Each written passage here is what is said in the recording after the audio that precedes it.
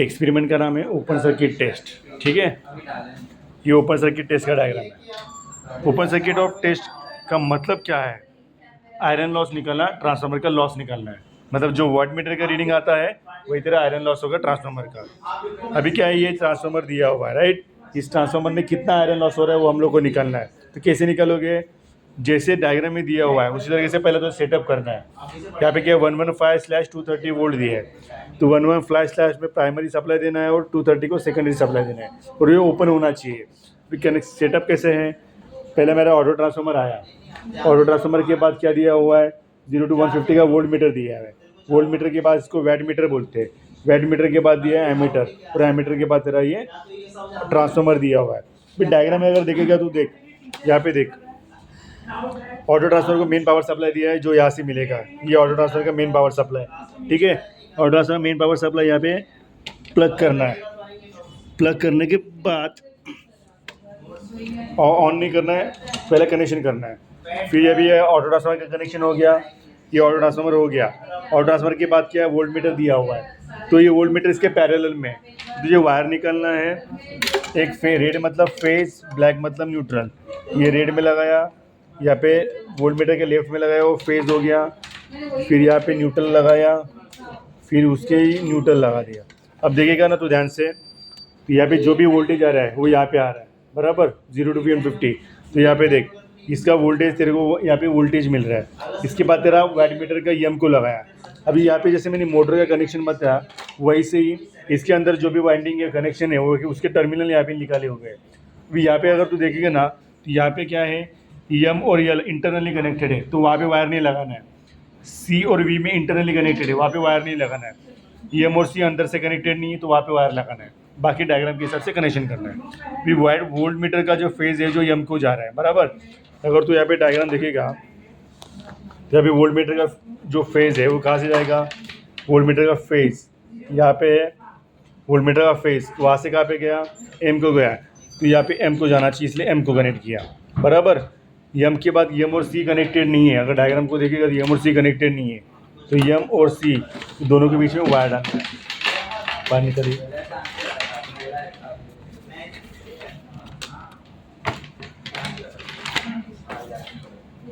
तो देख एम और सी इन दोनों के बीच में वायर होना चाहिए, एम और सी के बीच में वायर डाल दिया, ठीक है।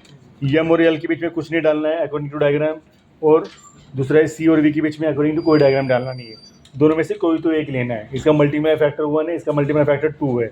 ये होने के बाद क्या करना है, अगर तू डायग्राम में देखेगा तो डायग्राम में मैंने क्या बोला, यहाँ पे एम और सी कनेक्ट किया, सी और वी को कुछ कनेक्ट नहीं करना है, एम और एल को कुछ कनेक्ट करना है।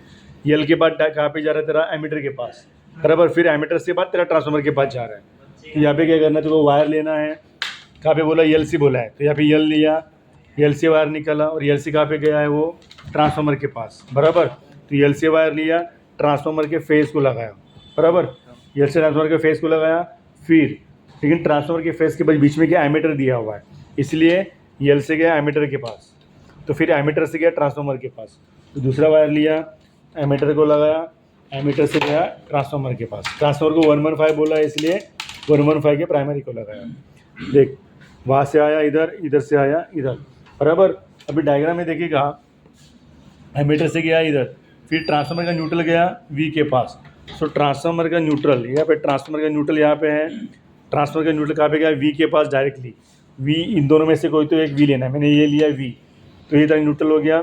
फिर डायग्राम में फिर से देखिएगा, ये वी से कहाँ पे गया है, वोल्ट मीटर के पास गया है, और वोल्ट मीटर से वोल्ट मीटर के पास चला जाएगा। तो ये वाला जो वी है किसका, वैट मीटर का वी, वैट मीटर का वी लिया, वो कहाँ पे जा रहा है, वोल्ट मीटर के वी के पास, और वोल्ट मीटर का वी कहाँ पे कनेक्टेड है, न्यूट्रल को कनेक्टेड है, इसलिए सर्किट कंप्लीट हो गया। तो पूरा सर्किट कंप्लीट हो गया, कुछ भी बाकी नहीं है, ठीक है। फिर से चेक करेंगे, ओपन सर्किट टेस्ट बोला है, बराबर।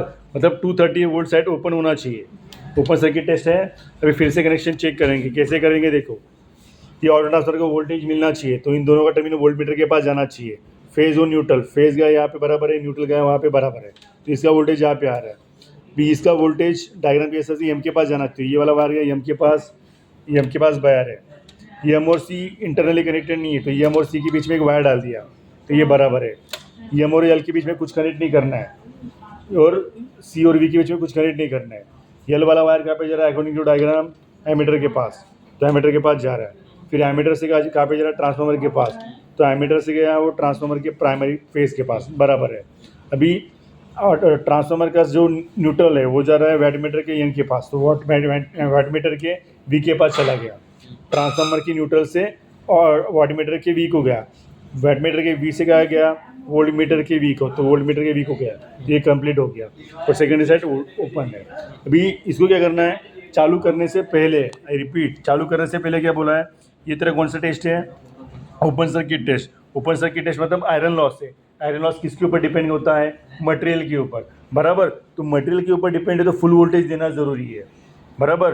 कॉपर लॉस में क्या होता है, करंट के ऊपर डिपेंड है, रेजिस्टेंस और करंट, तो वहाँ पे करंट इंपॉर्टेंट है, यहाँ पे कौन इंपॉर्टेंट है, वोल्टेज। तो इसलिए फुल वोल्टेज देना है तभी ये टेस्ट होगा। तो कैसे दोगे, फुल वोल्टेज कितना दोगे, प्राइमरी सप्लाई कितना है 115, तो इसको क्या करना है, ऑन करने के बाद यहाँ पे फुल वोल्टेज 115 देना है, ताकि जाके यहाँ पे प्राइमरी में 115 वोल्टेज मिलेगा और फिर मुझे उसका ओपन सर्किट टेस्ट में कितना वैटमीटर रीडिंग मिलेगा। तो जो मेरा वैटमीटर रीडिंग है वही तरह क्या है, losses of A given transformer है। देखो अभी मैं स्लोली रोटेट कर रहा हूँ, स्लोली रोटेट कर रहा हूँ 115 तक। हाँ, बटन को ऑन किया, बटन को ऑन नहीं किया, बटन को ऑन किया, अभी स्लोली रोटेट करना है।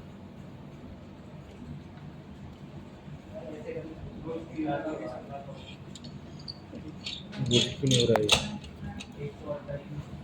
लाइट गया है कि वायर का डिसकनेक्टेड है।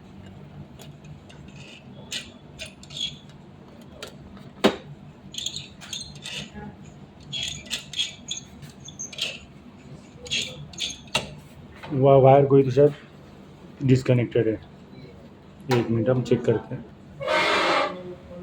एक्चुअली कुछ फॉल्ट नहीं था, ये सॉकेट बराबर लगा नहीं था, ये सॉकेट में डाल दिया, ठीक है, फॉल्ट कुछ नहीं था। अभी क्या है, जैसे मैंने बोला 115 तक लेके जाना है तो स्लोली घुमाना है, 115 तक लेके जाना है,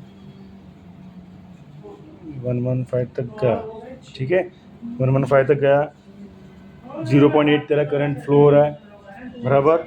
यहाँ पे लॉस दिखा रहा है, तो लॉस कैसे मेजर करेंगे, यहाँ पे ये देखो 0 से लेकर 125 के बीच में 10 का गैप है, मतलब एक लाइन का वैल्यू कितना हुआ 12.5, तो भी कितना है यहाँ पे,